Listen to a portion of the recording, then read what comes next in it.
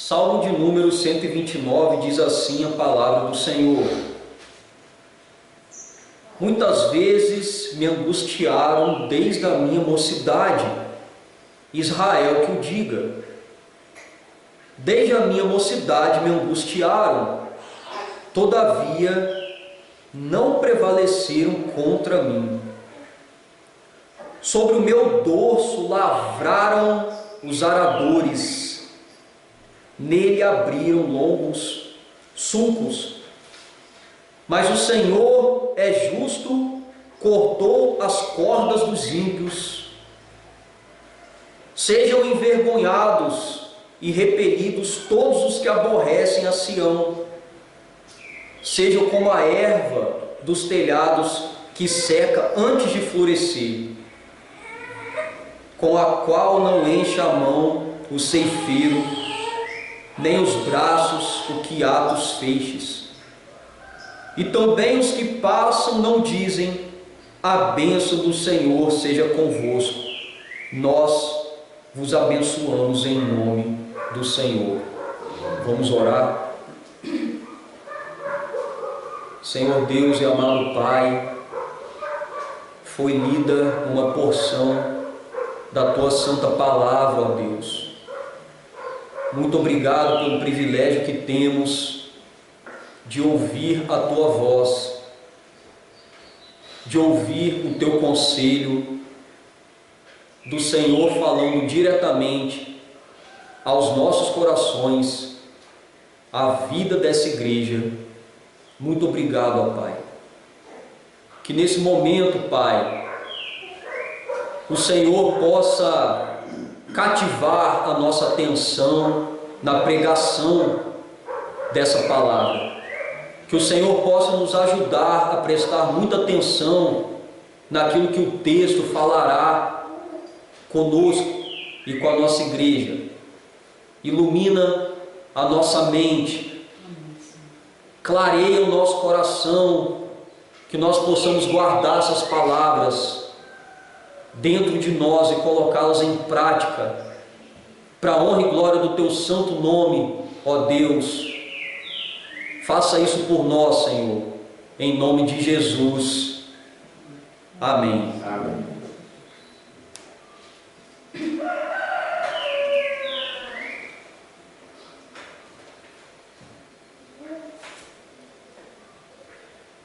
Irmãos, quem aqui não gosta de assistir aqueles filmes antigos? Eu particularmente prefiro muito mais os filmes antigos do que esses filmes novos. Eu não gosto de nenhum, pastor. É. E o senhor, seu Rufus? Gosto, filme antigo. É uma bênção, né? Tem filmes que nos ensinam muitas lições. Tem um filme que eu assisti na minha infância que é muito interessante. Algo acontece de muito interessante. Em Robin Hood, o Príncipe dos Ladrões, de 1991, um homem chamado Azen foi liberto de uma terrível masmorra à beira da morte. Aqueles homens estavam ali trancafiados e Robin salvou aquele homem. E aquele homem ele fez um juramento de gratidão: serei um escudeiro leal até que eu também lhe salve a vida, da mesma maneira que você salvou minha vida aqui, um dia eu há de salvar a sua vida. Meus irmãos, quando nós olhamos aqui para o livro dos Salmos, nós temos em mãos uma coleção de cânticos inspirados por Deus, que foi preservado até os dias de hoje para o seu povo, como uma porção da sua palavra. Os Salmos foram compostos num período de aproximadamente 800 anos e compilados em 5 livros menores, seguindo o esquema do Pentateuco, os 5 primeiros livros da Bíblia escritos pelo profeta Moisés.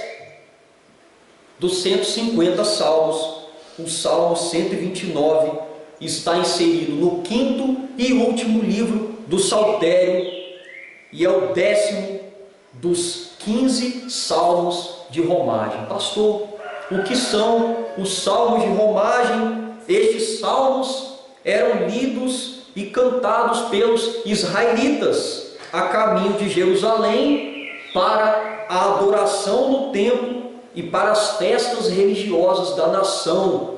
Eles iam a caminho de Jerusalém cantando o quê? Entoando o quê? Esses salmos. O Salmo 129 é anônimo e sem data reconhecida. Tudo indica que foi composto um pouco tempo depois que o povo de Israel foi libertado do cativeiro babilônico. E ele possui uma clara divisão em basicamente duas partes, dos versos de 1 a 4, como você pode ver na sua Bíblia, e dos versos de 5 a 8. Temos aqui um hino escrito para todo o povo, com o propósito de gerar em seus corações o reconhecimento e a gratidão diante dos feitos libertários de Deus em sua vida. O povo era liberto, Deus fazia grandes feitos libertando o povo, e o povo adorava. Israel, na pessoa do salmista, celebrou ao Senhor por seus grandes livramentos, mas não só isso. Israel, na pessoa do salmista, amaldiçoou os seus inimigos com uma oração imprecatória. Pastor, o que é uma oração imprecatória? Daqui a pouquinho nós vamos nos aprofundar, eu vou estar explicando melhor.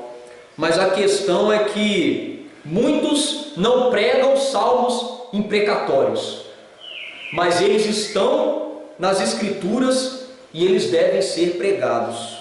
Por conseguinte, a igreja de Deus, ela deve caminhar em gratidão por tamanha libertação em Cristo e orar constantemente para que Deus exerça juízo sobre os seus inimigos. A igreja deve orar pelos seus inimigos, sim, irmãos, e orar para que Deus também exerça o seu juízo sobre eles. Nós veremos isso aqui no Salmo. Portanto, propõe o seguinte tema: gratidão mediante a libertação. Como devemos ser gratos mediante a libertação do Senhor sobre nós?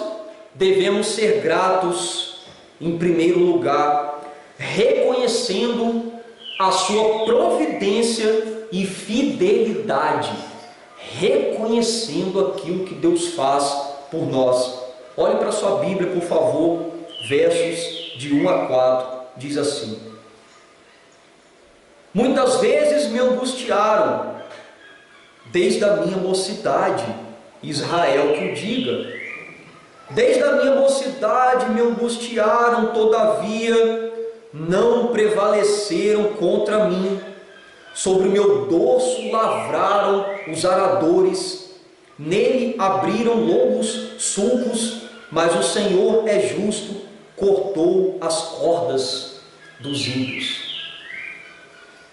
É interessante notar que o salmista, em todo o salmo, utilizou uma figura de linguagem que mostra a nação de Israel sendo personificada como uma pessoa falando de si mesma, ou seja, ele fala de si, porém representando Israel.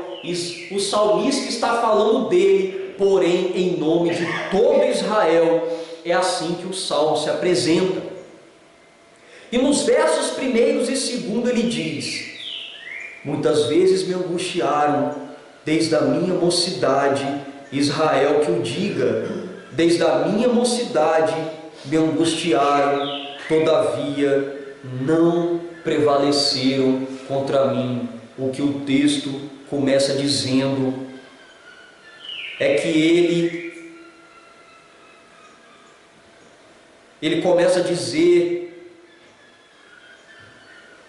que Israel, desde o seu nascedor, irmãos, desde a sua juventude, sempre foi angustiado, foi em diversos momentos escravizados, oprimidos por outros povos, uma história de perseguição e escravidão. Aqueles que já leram todo o Antigo Testamento sabem muito bem do que eu estou falando, mas todos esses povos pagãos não prevaleceram sobre Israel. O salmista faz questão de usar o recurso da repetição, que na língua hebraica era utilizada para dar ênfase.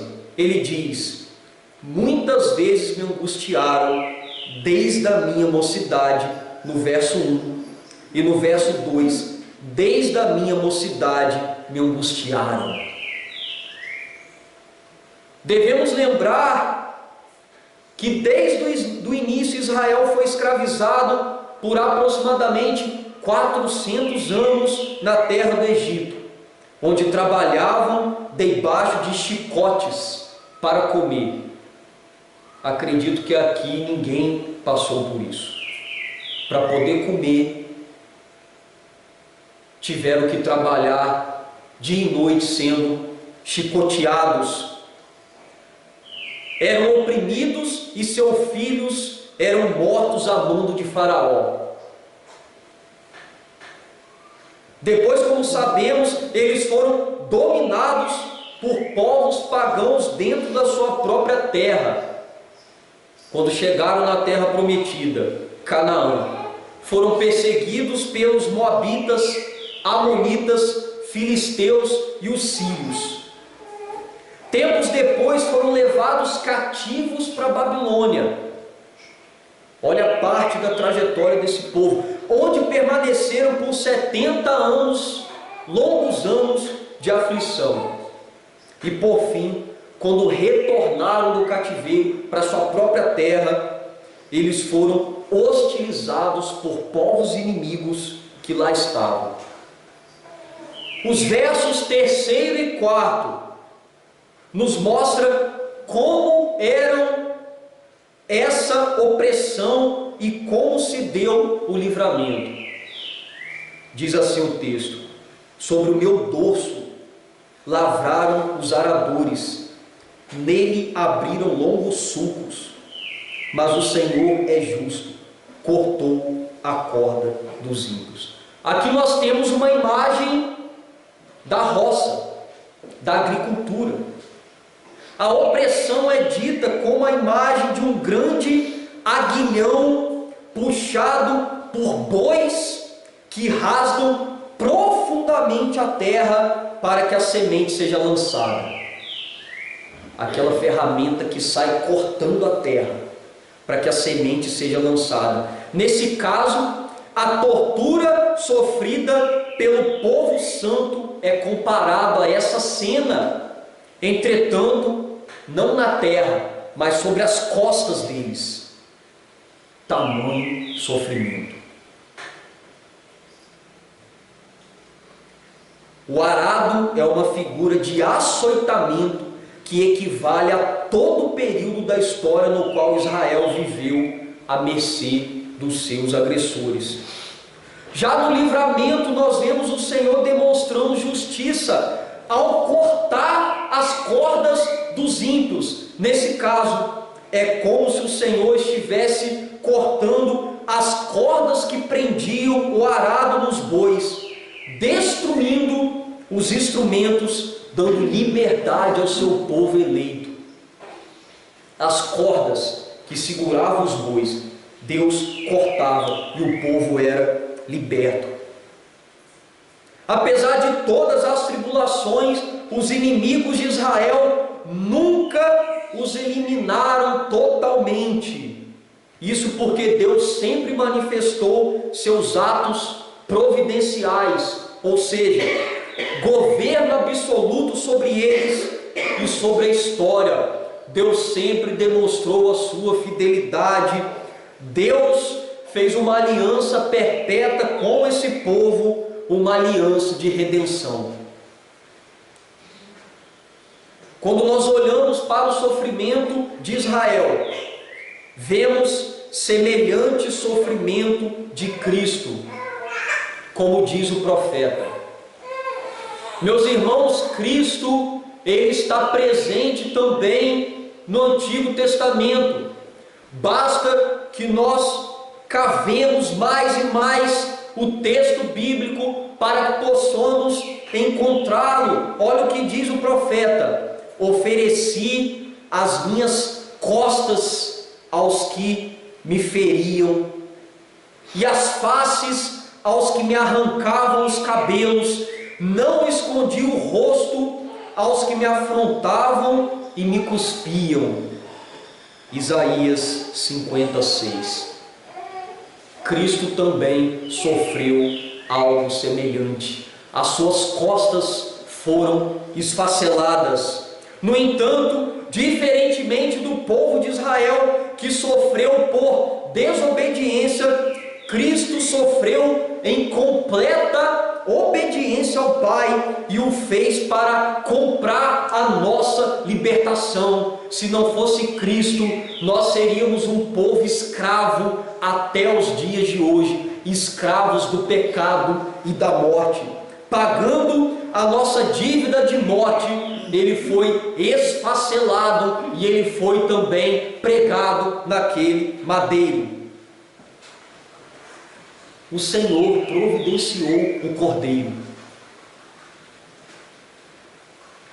O Senhor providenciou o seu próprio Filho como sacrifício por nós, justamente para morrer em nosso lugar. E como disse Isaías, para abrir os olhos dos cegos, para tirar da prisão os presos e do cárcere os que jazem em trevas. Isaías 42:7. Para que Cristo veio? Para nos dar novamente vista, para que nós possamos, salvos, ver a glória de Deus, para quebrar as nossas correntes e nos libertar, e para nos tirar das trevas. Irmãos, para quem está vivendo essa realidade e sofre na sua vida, tamanho milagre, tamanha libertação, isso é glorioso, o que Cristo faz por nós. É por isso que nós, como Igreja de Cristo, devemos com profunda gratidão reconhecer essa providência e fidelidade do Senhor. Como profetizou Zacarias, ele disse que Jesus viria para nos libertar dos nossos inimigos e das mãos de todos os que nos odeiam, para usar de misericórdia com os nossos pais e lembrar-se da sua santa aliança. Lucas 1, 71, 72. Mas não apenas isso, e como ele veio e, segundo Paulo, nos libertou do império das trevas e nos transportou para o reino do Filho do seu amor, no qual temos a redenção e a remissão dos pecados. Colossenses 1, 13, 14. Se não fosse Cristo, estaríamos afundados nas trevas até os dias de hoje. Quem aqui já foi liberto por alguém? Lá no seminário eles amarraram um cidadão na árvore, seu Rubens. Escreveram assim na frente dele, assim, ó: sou doido. E deixaram ele a madrugada toda amarrada na árvore, para o pessoal que chegasse de manhã cedo pudesse ver aquela cena. Só que antes do dia raiar, teve alguém que foi lá e soltou ele. Ele deve ter agradecido muito, né? Para não passar aquela vergonha. Mas eu não estou falando de ser amarrado numa árvore. Eu estou falando de opressão maligna, prisão eterna, dor, morte, pecado. É disso que o nosso Senhor Jesus Cristo nos libertou e nos salvou, para que tenhamos uma vida livre, reta, santa na sua presença, e devemos ser gratos por toda a nossa vida, por tamanha libertação em Cristo. Além de reconhecermos a providência e fidelidade do Senhor, como devemos ser gratos mediante a sua libertação sobre nós? Devemos ser gratos mediante a tamanha libertação. Em segundo lugar, orando por justiça sobre os nossos inimigos. Orando, oração, para que Deus faça justiça contra os inimigos da igreja e contra os nossos inimigos. Olha que coisa maravilhosa, excepcional, que muitos não ensinam hoje. Versos 5 a 8, acompanhe comigo. Sejam envergonhados e repelidos todos os que aborrecem a Sião. Aqui o salmista está pedindo a vergonha deles. Sejam como a erva dos telhados, que seca antes de florescer, com a qual não enche a mão o ceifeiro, nem os braços o que ata os feixes. E também os que passam não dizem: a bênção do Senhor seja convosco, nós vos abençoamos em nome do Senhor. Depois que o salmista então recordou do que Israel passou na mão dos seus inimigos, nessa parte do salmo ele faz uma oração imprecatória contra eles. Ele está amaldiçoando os seus inimigos, que eles sejam envergonhados, que a vida deles possa secar, que a bênção do Senhor não possa estar sobre eles. Oração imprecatória. Orações imprecatórias são muito comuns na Bíblia. Que isso, pastor? A gente vai orar amaldiçoando os nossos inimigos? Sim, no sentido de que Deus faça e execute a sua justiça sobre eles, porque se eles estão contra Deus e o seu povo, eles devem ser punidos, porque Deus é justo. E essas orações são muito comuns na Bíblia. Esse tipo de oração é feita pelo povo de Deus para que o Senhor exerça justiça sobre os ímpios, como ora o salmista. Olha esse salmo aqui: que a morte apanhe meus inimigos de surpresa, que desçam vivos à sepultura, pois a maldade mora dentro deles. Salmo 55:15. E no Novo Testamento tem oração assim? Tem. Como disse o apóstolo Paulo ao sacerdote Ananias, após ser agredido a mando dele. Olha o que Paulo falou: Deus há de te ferir-te, parede branqueada. Atos 23:3. O que Paulo estava dizendo? Deus lhe ferirá, seu grande hipócrita. No momento certo, você não escapará da ira de Deus. Paulo dizendo isso, ou seja, Deus haveria de vingá-lo. E como João escreveu em Apocalipse 6, do 9 ao 10, diz assim: quando ele abriu o quinto selo, vi debaixo do altar as almas daqueles que haviam sido mortos por causa da palavra de Deus e do testemunho que deram, e eles clamavam em alta voz. O que eles clamavam? Até quando, ó soberano, santo e verdadeiro, esperarás para julgar os habitantes da terra e vingar o nosso sangue? Almas clamando: Deus, exerça o seu juízo, exerça contra eles. É nesse sentido imprecatório que ele começa dizendo: sejam envergonhados e repelidos todos os que aborrecem a Sião, ou seja, aqueles que odeiam ao Senhor, e o seu povo sejam derrotados e fujam, os inimigos de Israel. É normal que os seus inimigos odiassem tudo o que representa Sião, o que representava Sião. Eles odiavam. Por quê? Porque Sião, aquele povo unido, simbolizava a presença de Deus, as bênçãos pactuais de Deus, os santos do Senhor, como também era comum esse tipo de oração contra eles. E os versos 6 e 7, o salmista traz outra imagem também da agricultura. Ele diz assim: ele deseja que os inimigos sejam como a erva dos telhados, que seca antes de florescer, com a qual não enche a mão o ceifeiro, nem os braços os que ata os feixes. O que representa isso? Antes de nascer, que a erva seque nos telhados, a ponto de ninguém ter o que colher.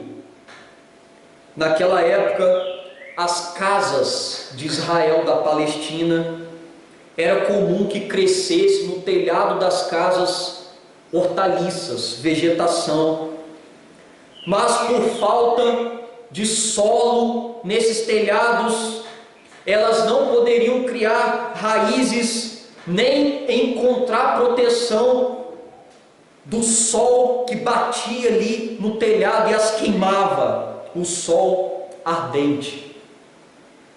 Tamanha era a escassez que nada havia para o ceifeiro colher, representando a total inutilidade e rejeição do ímpios. Que os ímpios, que os inimigos sejam como essas ervas, que não têm vida, não têm raízes, que ninguém consegue colher nada, que eles sejam inúteis, que eles sejam assolados. E ele encerra no verso 8 dizendo: e também os que passam não dizem: a bênção do Senhor seja convosco, nós vos abençoamos em nome do Senhor. Ele está dizendo o seguinte: que quando alguém passar por esses inimigos, por esses povos, que ninguém possa abençoá-los, porque eles estão contra Deus. Muitas das vezes nós passamos pelos ímpios e dizemos assim: Deus te abençoe. Mas como que Deus vai abençoar, seu Rubens, se aquela pessoa odeia Deus, detesta Deus, vive uma vida ímpia e contra Deus, está debaixo do juízo de Deus? O nosso desejo é que Deus converta, que Deus abençoe, mas Deus só vai poder abençoar quando Ele quiser converter, e quando Ele quiser abençoar, quando esse povo não estiver mais debaixo da ira de Deus, e agora estiver em paz com Deus, aí ele vai ser abençoado. O que ele queria dizer é que não haveria bênção para aqueles que fossem contra o Senhor e o seu povo. A questão para ele é que ninguém que passasse por eles deveriam invocar a bênção divina sobre aqueles cujos corações são totalmente opostos ao Senhor e o seu reino. Onde nós vemos Jesus aqui? Jesus orou de maneira imprecatória? Isaías diz que sim. Olha o que Isaías diz: vejam, o Senhor soberano está do meu lado. Quem declarará culpado? Todos os meus inimigos serão destruídos como roupas velhas comidas pelas traças. Os inimigos de Cristo serão lançados fora, como uma pessoa que pega aquele montoeiro de roupa velha e joga fora. Isaías 59.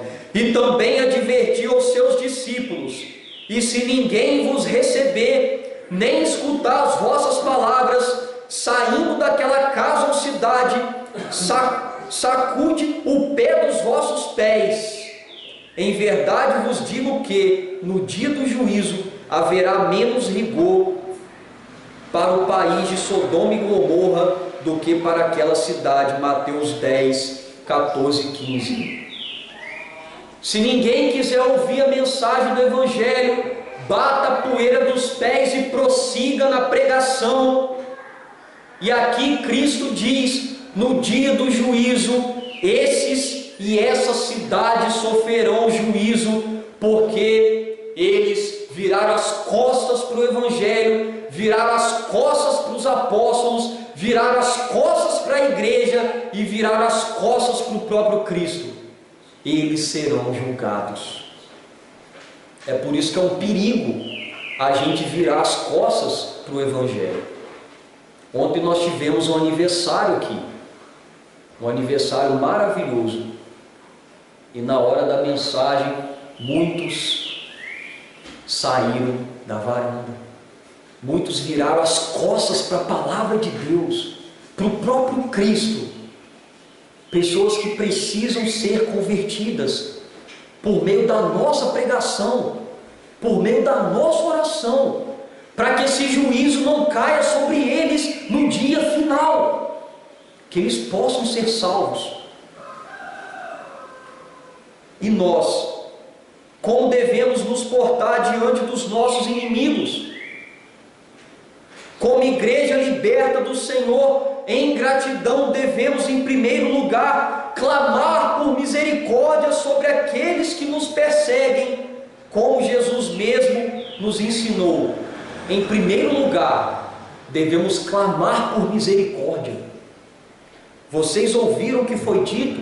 Ame o seu próximo e odeie o seu inimigo. Mas eu digo, ame os seus inimigos e orem por aqueles que o perseguem. Mateus 5, 43, 44. Pastor, nós devemos orar por aqueles que nos querem mal, orar pelos nossos inimigos. Sim, faça isso. Ore pela conversão deles, ore pela santificação, pela vida deles. Eles te fazem mal, vocês devem fazer o bem. Eles te perseguem, vocês devem abraçá-los em nome de Cristo.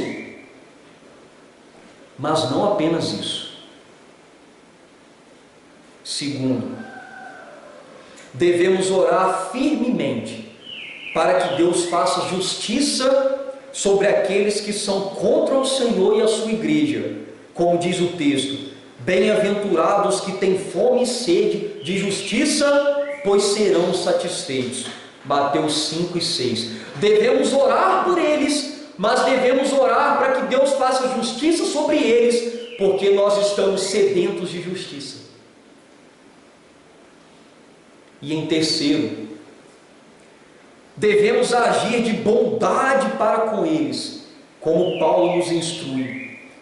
Não retribuam mal por mal, procurem fazer o que é correto aos olhos de todos. Romanos 12, 17. Quando alguém nos faz mal, nos fere, a vontade da nossa carne é retribuir com mal, com ódio, com vingança. Paulo diz assim: retribua, mas com o bem. Retribua com o bem. Esse é o cristão regenerado, convertido, salvo. E diz mais: nunca procure vingar-se, mas deixe com Deus a ira, pois está escrito: minha é a vingança, eu retribuirei, diz o Senhor. Sabe por que nós não podemos nos vingar? Dá até vontade. Se alguém mata o nosso filho, a nossa filha, a gente dá vontade de quê? De matar. Não devemos. Devemos entregar ao Estado. Devemos entregar a Deus. Primeira coisa, o nosso senso de justiça, ele é corrompido pelo pecado. O senso de justiça é puro. Deus fará justiça de maneira perfeita. Segundo, o castigo e a vingança de Deus é muito maior que a nossa. A gente pode fazer justiça pela metade, de maneira mal feita. Deus fará justiça completa da melhor maneira que deve ser feita. Ele sabe fazer justiça, Ele sabe vingar. No dia do juízo, Ele executará a sua santa justiça sobre eles.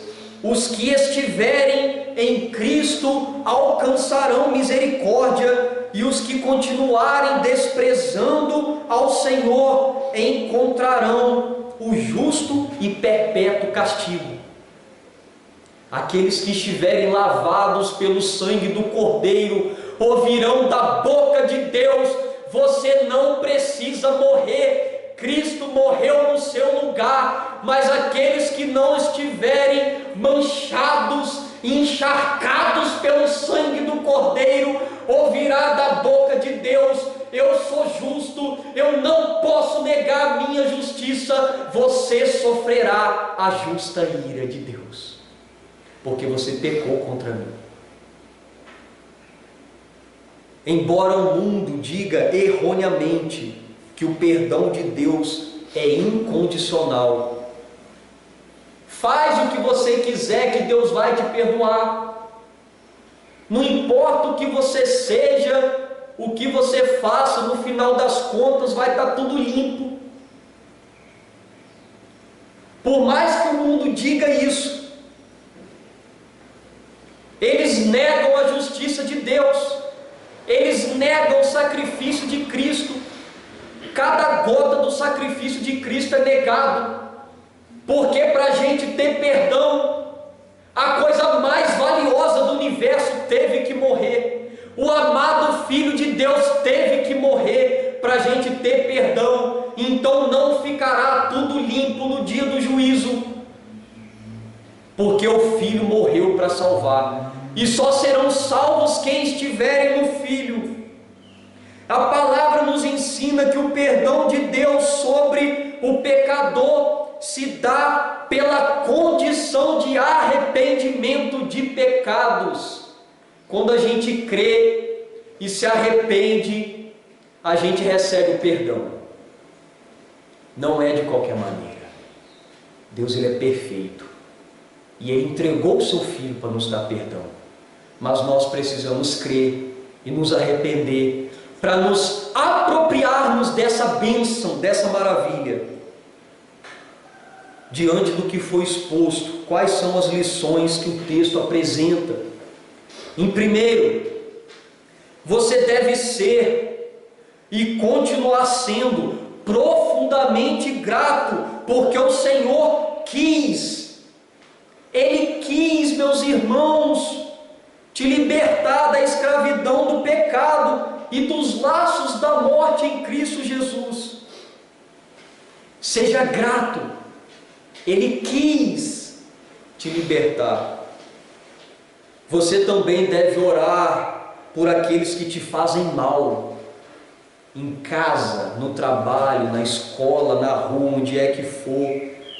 Ore por eles, aqueles que te perseguem sem motivo algum e se declaram teus inimigos. Eu sou o teu inimigo, eu quero o seu mal, eu quero a tua morte. Você diz: você é meu inimigo, mas eu quero o seu bem. Eu quero que você viva, creia em Cristo, se arrependa dos seus pecados, conte comigo para aquilo que você precisar.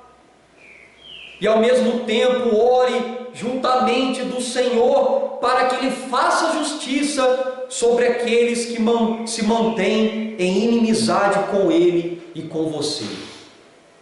Pai, converta, mas se o Senhor não quiser converter, faça a sua justiça. 2.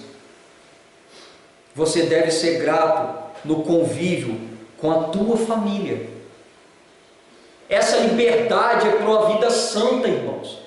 Uma vida transformada, uma vida diferente. A vida no lar. Na liberdade do trabalho que garante o teu sustento. Uma vida reta no trabalho, diante a tanta corrupção, tanta desonestidade, tanta falcatrua, tanto jeitinho brasileiro. Você deve ser reto, deve ser honesto, mesmo que isso custe o seu trabalho. Seja grato na escola que te prepara para o porvir. Quantas oposições no ambiente de estudo. Seja grato sendo fiel ao Evangelho, às doutrinas da graça. Na igreja, durante o culto, na companhia dos teus irmãos, uma atitude de adoração com e em toda a vida. Quantas pessoas não têm reverência nenhuma no culto? Deus está falando por meio da pregação. Ele sai, ele debocha. Só chega no meio do culto. Quando vem, faltou a reverência, faltou o temor. Essa liberdade, ela deve causar em nós o quê? Uma tamanha gratidão, que nós devemos tirar aproximadamente 2 horinhas de uma semana inteira, no mínimo, para adorar, cultuar juntamente com os nossos irmãos. Isso é gratidão, querido. Você também deve orar por aquelas pessoas que quer te ver bem longe, que se pudesse te matariam, pois já te mataram em seus corações. Deve orar por quem te persegue na família. Perseguição na família é o que mais tem. No trabalho, na escola, no cenário político, diante de algum governo que quer suprimir a ti e a tua família, negam a fé, debocham de você na sociedade. Ore por eles, ore por eles. Terceiro, você deve agir, ter essas atitudes diárias em resposta ao que o Senhor fez por ti. A resposta que você tem perante tamanha graça é um coração grato, grato a Ele. E é na oração por teus inimigos que você clama e aprende a ter um coração mais misericordioso por outro. Há quem ore pelos amigos, pelos filhos, pelos familiares, mas quem há de orar por aqueles que te pisam? Quem há de orar por eles? Você deve orar por eles, por aqueles que te pisam, ao mesmo tempo valorizando e glorificando o Senhor por sua santa justiça. Quarto, e você pode fazer isso abandonando a ingratidão. Eu estou falando aqui de pecados que assolam até mesmo os crentes. Ingratidão, crentes ingratos, indiferentes ao outro, a pessoa morrendo do seu lado, você passa direto. Uma pessoa que você vê só fazendo maldade, sabe como você pode ser indiferente a ela? Ore por ela, pregue o Evangelho para ela, na esperança que Deus converta ela. E o orgulho, reconhecendo o que o Senhor fez por ti com a vida, uma vida que agrade a Ele. Muita gente é liberta, Dona Vera, mas quer viver uma vida que não agrada ao Senhor. É liberta, mas não tem uma vida para o Senhor, que agrade ao Senhor. Em que sentido há nisso?